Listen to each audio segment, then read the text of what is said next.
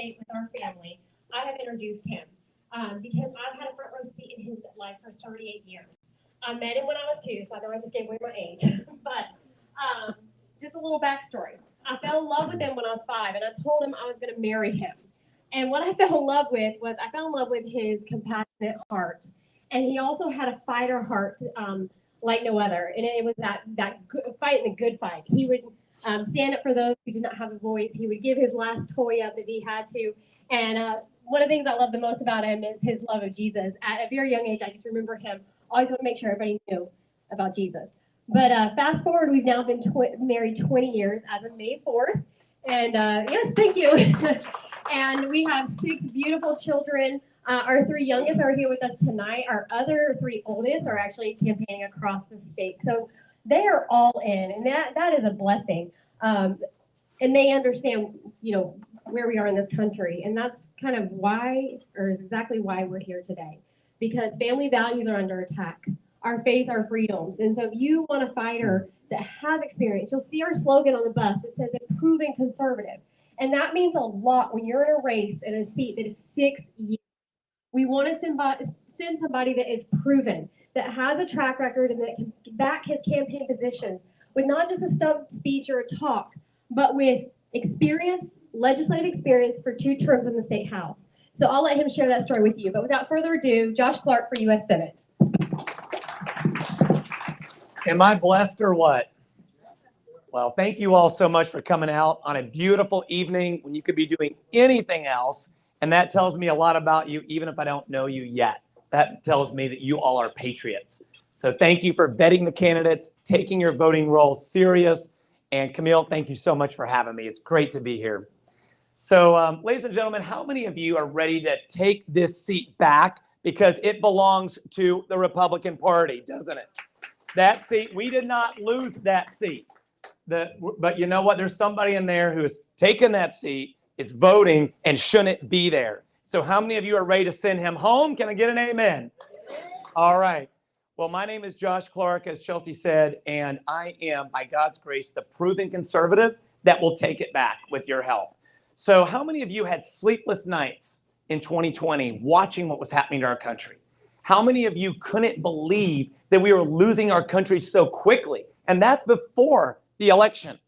Watching the First Amendment right being stripped right out from underneath us. Watching the freedom of religion being taken. We flew out in June of 2020 to California to support a friend of ours. That's right, June of 2020. To support a friend of ours whose church was being shut down. Now that's up to us whether we felt safe going to church or not. Not the government to shut a church down that was receiving those who were like me, who wanted fellowship, but also those who were homeless, those who had mental health challenges. This church, we've always just loved this pastor, has a huge heart. And I couldn't believe that at the moment when people needed him the most, they were trying to shut him down. Those are the stories I've read about as a child after I got saved. The stories about persecution in other countries. The stories about missionaries who were risking everything for their faith. I couldn't believe it was happening in America.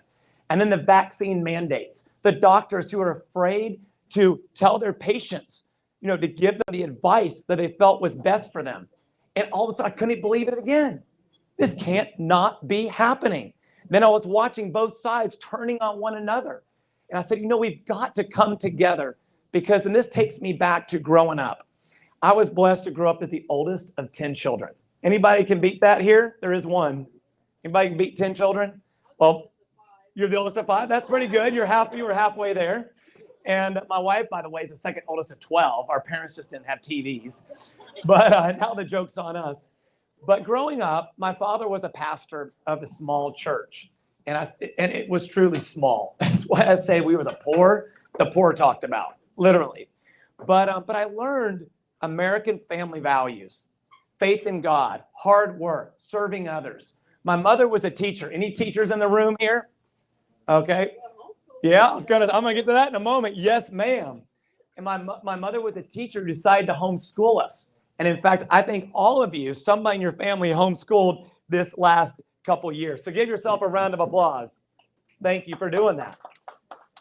But you know what? I was blessed to learn to serve at an early age.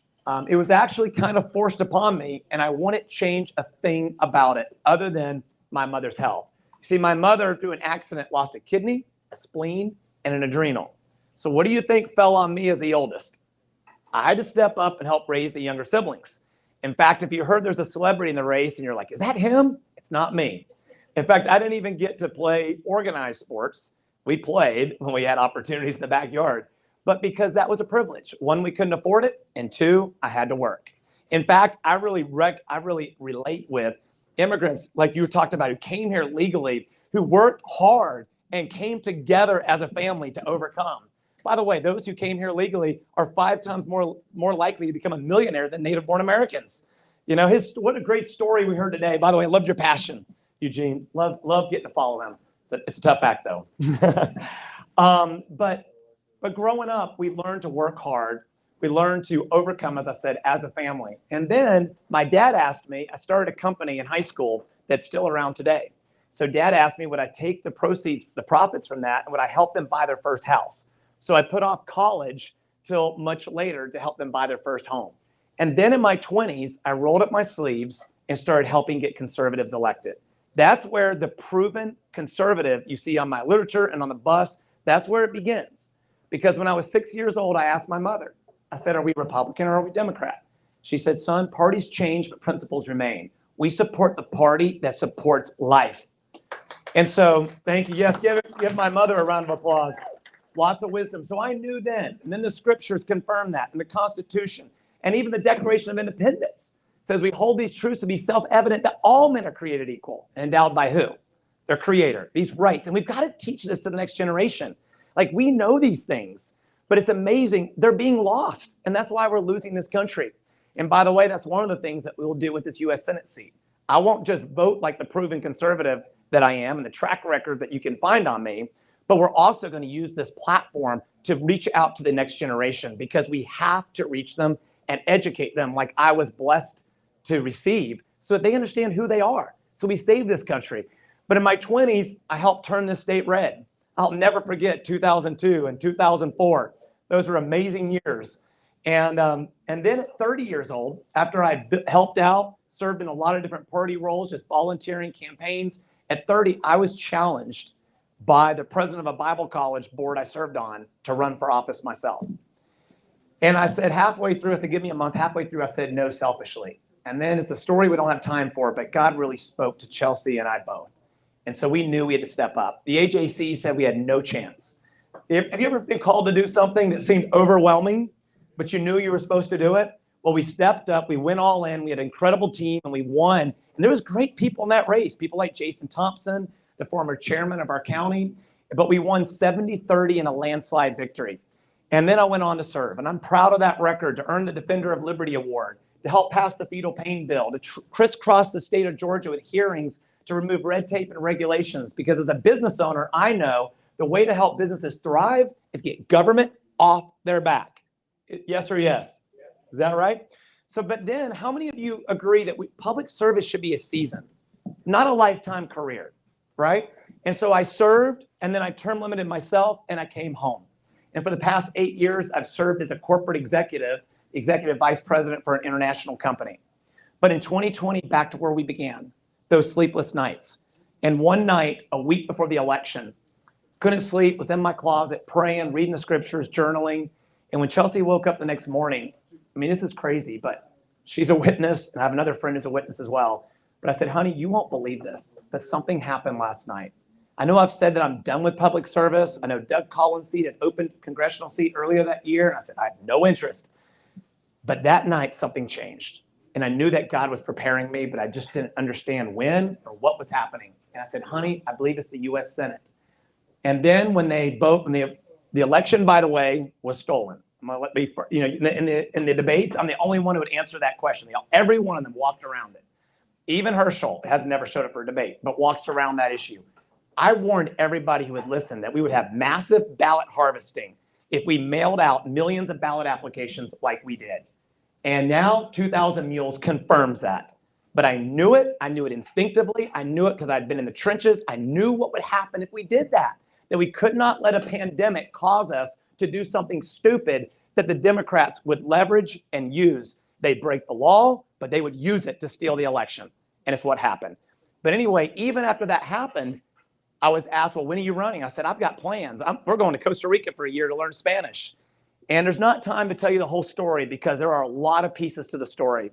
And people challenged me out of the blue who knew nothing about how God was always speaking to me. And I had a Romanian challenge me and say, I watched my country get taken over by communism. The signs are here. You've got to walk away from everything now. And then I was in church 2 days later, and a guy walked up out of the blue, this never happens, and challenges me through a series of things. In the end, it's crazy, but Chelsey and I knew we had to do it.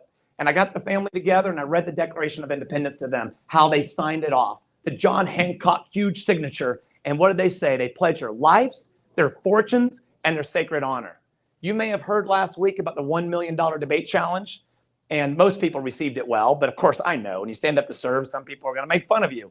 And some did. What a crazy, stupid thing. How bad does he want it or something? No, we need people who step up and willing to put everything on the line. And if you're going to run for U.S. Senate, you owe it to the people of Georgia to step up just like Donald Trump did. Every debate, he stepped up. He sparred with the press. He was always there. And Herschel Walker, my childhood hero, should take a few notes from the guy who endorsed him. This is a serious race. We've got to take this seat back. We've got to take back the Senate. And if you're afraid to show up for debates with fellow Republicans, how in the world are you going to beat Raphael Warnock, especially with the book that he wrote himself with all the gory details? And I will not speak about them from the front of the room. But I've had dinner with him. I asked him to dinner, and I said, I'll never say anything behind your back that I won't say to your face. But you can't win in November. And this isn't about me, and it's not about you as a celebrity. This is about fighting to secure the blessings of liberty for the next generation. And when you're running for a 6-year term, don't you want somebody who's proven? How many times have we been disappointed? And we've elected people who all said the right things. And then they get to D.C., and you were talking earlier about what happened once we had the presidency, the House and the Senate. John McCain, a military guy that I appreciate his service. 4 of my brothers served on the front lines of Afghanistan with bullets flying by them. And my brother, Representative David Clark, Army Ranger, now a Green Beret as of 2 weeks ago. I so respect that. But it doesn't, as my brother will tell you, all 4 of them, it doesn't necessarily mean you're conservative. That's why we still have Obamacare. And speaking of standing, as I wrap this up, again, does it matter to you that somebody is proven and going to fight for the next generation? Does that matter at this time in our country's history and what's happening? Well, when I was in the state house, I will never forget the difference between stumping and saying all the right things and then having your arm twisted by leadership and finding out what was in you. I remember when Speaker Ralston, they were going to vote the day we were going to vote on the healthcare exchange bill, implementing Obamacare into the state of Georgia. I said, I told him ahead of time, up front, I cannot vote for that. And by the way, if I can't vote for something, you tell me if this is what you want, because this is what you're going to get if you elect me. If I think it's bad for the next generation, I'm going office by office, door by door, and I'm using the gifts that God's given me to be the influence, being somebody who can bring people together, and I'm going to kill it. And if it's good and it's good for America, then I'm going to go out there door by door and I'm going to try to build a coalition, right? I'm going to be winsome. So he called me up on the House floor. He's pointing at me down there. He's all worked up, and I'm like, me? And they're like, it's you. I'm like, me? Yeah. So I go up there and he says to me, son, who do you think you are, the tail wagging the dog? He said, you need me to get reelected. I told him, this is exactly by God's grace, exactly what I said to him. I said, Mr. Speaker, in all due respect, when I get home at night and my kids are asleep, I need to know that I served for the next generation. I said, and when I lay my head on the pillow, I need a clear conscience between me and God. And then after that, Mr. Speaker, I'm a team player as much as I can be. Because I understand it takes a team. I get that. But not when you cannot compromise on principle. And so that was my first test, and I could tell you about many others. But that's what you need to know, I believe, when you send somebody to the U.S. Senate. At my meet and greets, town halls, back then, I would tell them, I said, you need to hold us accountable. Because some of us are going to end up in Congress. We're going to end up in the House and the Senate. And by that point, it's hard to bring them back, especially the Senate, 6 years up there. The House is 2 years, like you said, too. Senate, that's serious. So in closing, I'm going to tell you, I am endorsed by Georgia Right to Life. I'm endorsed by health freedom. I'm about health freedoms, right? Started out in the beginning with that. I will fight like my brother called me when he was 23 years old from Afghanistan and said, Josh, what you're doing, running for the state house, he said, is just as important as what I'm doing. Because if we lose this country from within, he said, then my comrade who lost his life is in vain. That's the way I'll go at it. And if you believe in standing for family values, you definitely want to send me there, because you destroy family. You destroy this country. More that's going on right now. My uncle said to me, I love him, he's military, but he said, you think that's really, he said, I think that DeSantis down in Florida is just making that stuff up just to raise money. And so I don't believe they're really trying to indoctrinate our children like that. I said, Uncle, I read the genderbread man curriculum. Right there, in there, they say we must introduce all these genders to them before the 4th grade, because by the 4th grade, they're more or less set. Y'all, this is a premeditative war. Yes, they wanted to steal the election. They got the open border right now. They're trying to steal the country that way. We've got to be vigilant. We've got to be serious. We're at the tipping point. We cannot put this off. We can't roll the dice. Debt is at 31 trillion and climbing. Open borders are killing our youth. National security risk. They know exactly what they're doing, flooding it like it's never happened before, right? So it's time for us to stand up, be vigilant. And if you've already voted, you know what I'm going to ask you? And you didn't vote for me, that's okay. I love you just the same.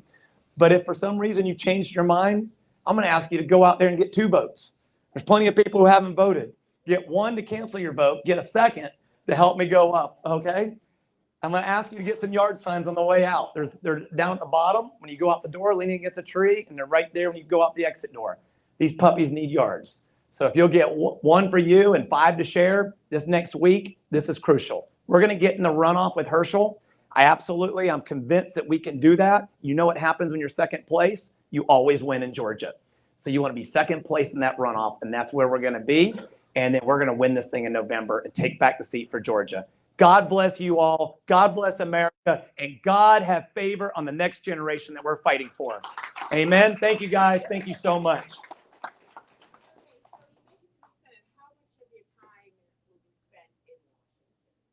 How much of my time will be spent in Washington? As little as possible, because here's what we need to do. And here's my plan. In fact, in our family meeting, we talked about, Chelsey and I talked about, we're willing to do whatever we need to do to faith, family, freedom, right? So, but what I plan on doing is sleeping on my couch, working hard while I'm up there, like others I've known, sleep on the couch and then come right home as quickly as I can, for several reasons.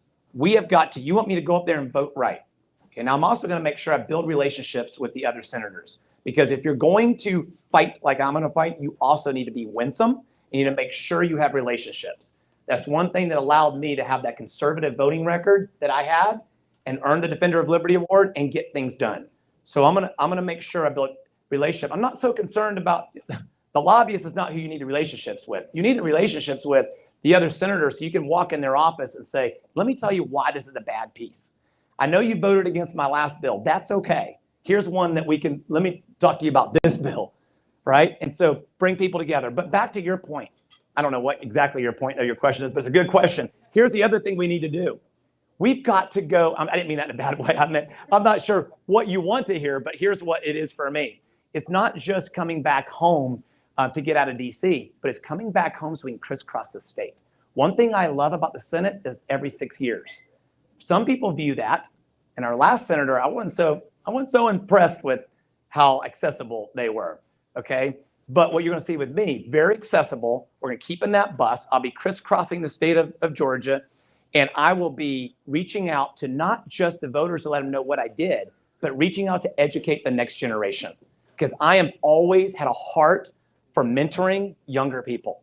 So they need to see a U.S. senator who shows up and who explains, who is America? What were we founded upon? What are the reasons why we've been so blessed and so prosperous?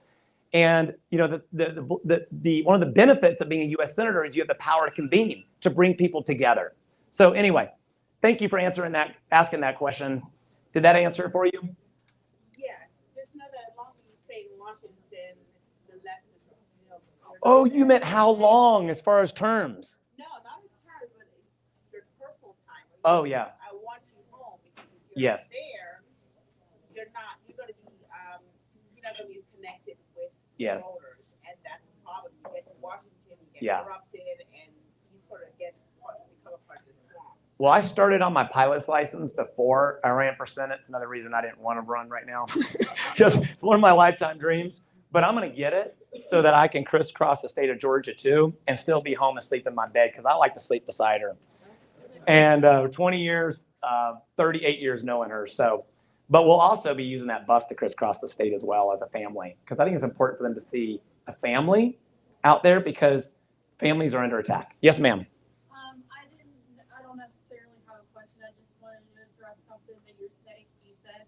Please. And when he says that they are trying to indoctrinate our children, he is 100% correct. I am one of the many mothers that have been in Forsyth County trying to get pornography books out of our schools. They won't remove them. They're trying to desensitize our children to certain things because it makes it easier for them to vote how they want. They want to be the parents. They want to take away all of our rights. Thank you for being so passionate about it that it drives you to emotion. My children from the school because I had Forsyth County schools tell me that I didn't have a choice in what my child learned, that they had to learn what Georgia said. So that's why the bus says overcome together. We all have to come together at this moment and be willing to give up anything and everything like our founding fathers were willing to. And my biggest fear is we are so blessed in this nation right now. The foundation that's been laid has led to incredible wealth, incredible opportunities. But we cannot be so distracted by the entertainment, by the success, by the wealth that we let this country go right out from underneath our eyes. If there's one thing I can give my kids, yes, I've been blessed. But Chelsey and I discussed this, and she said it herself. If we had nothing to leave them but a godly legacy and freedom, a country with freedom and liberty, freedom to worship as they choose, freedom to go out there and build a business, unshackled by the chains of government. Wouldn't that be all they need? Amen. Yes or yes? Amen. So any other questions? I know we're ready to give away a gun here. Yes, ma'am.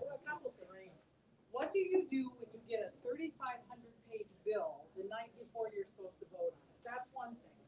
The other thing is there are a lot of staffers that when people move in and out, they still stay.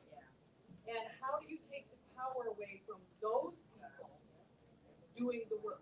Yeah. And making the decisions for the Congress? We need to term limit the bureaucrats.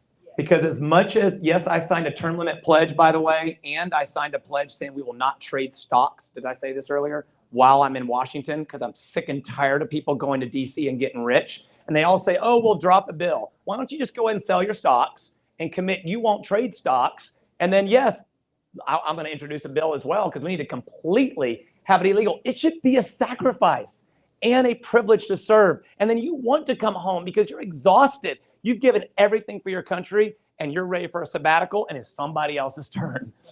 So as far as a bill like that, like Pelosi said, we got to vote it out to know what's in it. That's what's wrong with this country. Let me tell you what happens then. It's a no vote. If I don't have time to read the bill and know what's in it, it's a no. Now, Chelsey will tell you, I can go by on very few hours of sleep. And so when I was in the Georgia legislature, I would get there early in the morning because I had study committees that we set up that we would study and we would rate the bills based on several, parameters that we set. That's important. Was it constitutional? Does it expand government and reduce government? Does it promote family values? And so I would read those bills and I took my job seriously. And that's what you're going to get in DC. But if they pass a bill that I can't physically read and I don't know what's in it, it's a no vote. We'll teach them. And that's what's great about me being that one, it looks like we're going to win, it may just be one Senate seat, but that'll be enough to flip it. But if you have the right person there that's willing to stand strong, it's like our borders. We're not talking about anything else. Them wanting to send all this money to Ukraine. If you can't fix the border crisis, you shouldn't even be talking about sending money over to Ukraine when our young people are dying.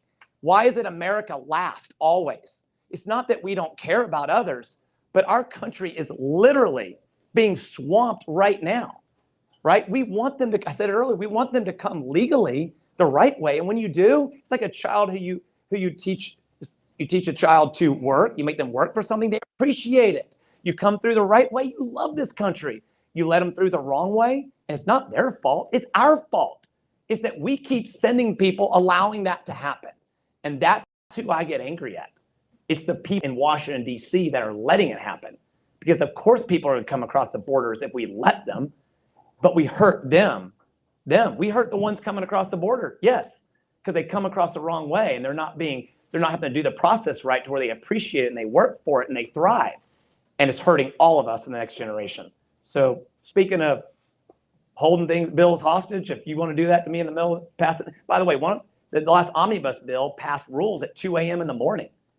It's time for somebody to have a set of you know what and just say, that ain't okay. So you need my vote, you're not getting it. All right, any other questions? I'm loving these questions. It's great to be with you all tonight. Thank you. Any other questions? Okay. Well, I think somebody got some exciting news. Thank you.